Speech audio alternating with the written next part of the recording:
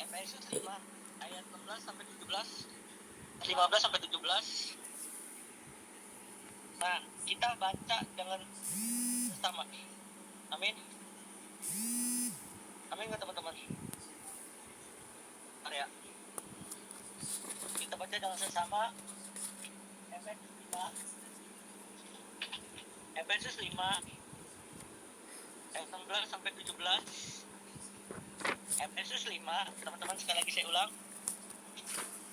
Efesus 5 ayat 16 sampai 17. Tolong dibacakan Kak Mega. Efesus 5 ayat 15 sampai 17. Teman-teman.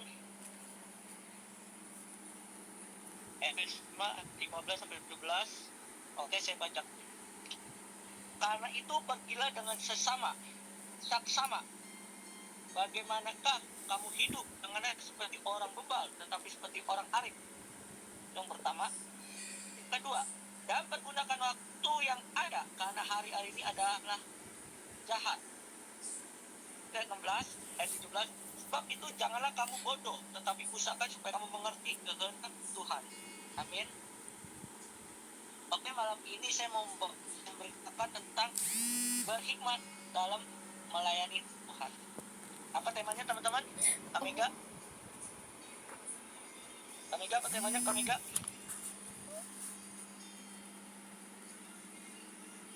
Kamiga, shalom. Temanya apa? Berhikmat dalam melayani Tuhan. Berhikmat dalam melayani Tuhan. Kenapa tema hari tentang berhikmat? Saya ulangkan kembali, kenapa tema hari ini saya mengambil tentang berhikmat dalam melayani Tuhan? Karena kita mau belajar dari cerita Rasul Paulus di jemaat Kolose, di jemaat Efesus, Kenapa tema hari tentang berhikmat? Karena kita mau belajar, teman-teman, dari jemaat Kolose. Amin. Kenapa Rasul Paulus di jemaat Kolose bilang berhikmat dalam melayani Tuhan? Karena kita pelayanan bukan sekedar rutinitas. Amin. Tapi pelayanan yang sejati mulai dari hati. Amin. Hati yang mau benar-benar dipulihkan Tuhan. Amin. Karena kalau kita mau melayani sekedar rutinitas, kalau kita berhikmat, ya kita bakal capek, bakal sakit, betul nggak? Kenapa tema hari berhikmat dalam melayani Tuhan? Banyak kita melayani, saya melayani, tapi ujung-ujungnya sakit, tepar, betul? Karena pelayanan yang sejati itu harus mempunyai hikmat. Amin. Makanya kita belajar dari jemaat Efesus ini.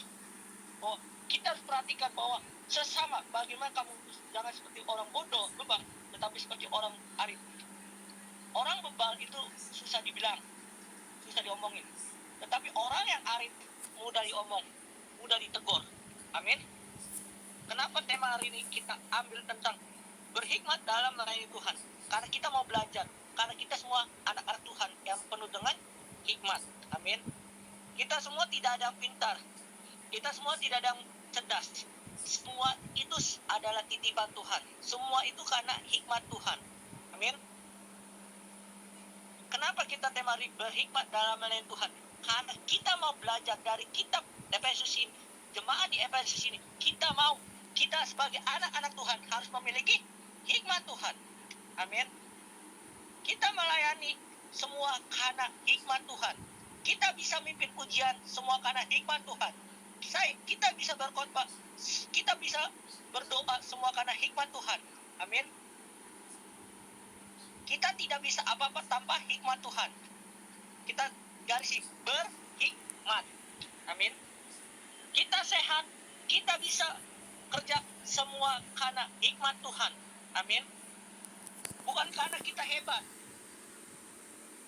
Orang yang hebat itu udah hebat, sombong, tidak memiliki hikmat, tapi mempunyai akal pikir sendiri. Amin. Malam ini kita belajar di jemaat Efesus ini bahwa orang yang bebal susah dibilangin, tetapi orang yang arif memiliki hikmat dan didikan Tuhan. Amin. Dasarnya apa? Amsal 1 ayat 7. Takut akan Tuhan permulaan adalah hikmat dan didikan. Amin.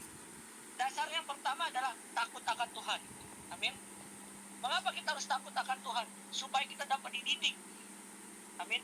Memiliki hikmat Tuhan, memiliki kecerdasan Tuhan. Amin. Tetapi orang yang bodoh, orang yang bebal, susah dibilangin. Amin.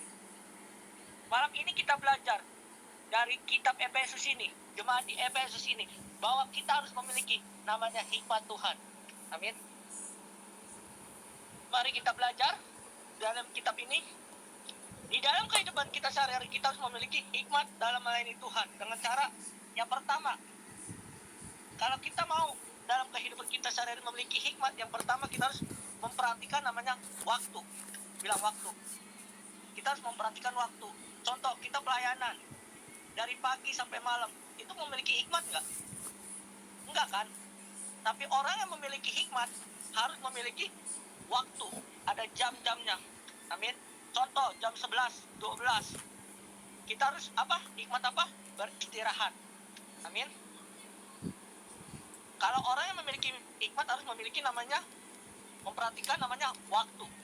Waktu kita melayani harus seimbang antara istirahat, berbicara, pelayanan, apapun, beraktivitas, harus memperhatikan waktu. Bilang, memperhatikan waktu pertama. Itu yang pertama. Yang kedua, orang yang berhikmat dalam melayani Tuhan adalah berdampak untuk orang lain.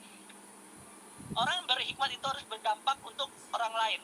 Bilang, berdampak untuk orang lain. Atau menjadi berkat untuk orang lain. Artinya, kalau kita melayani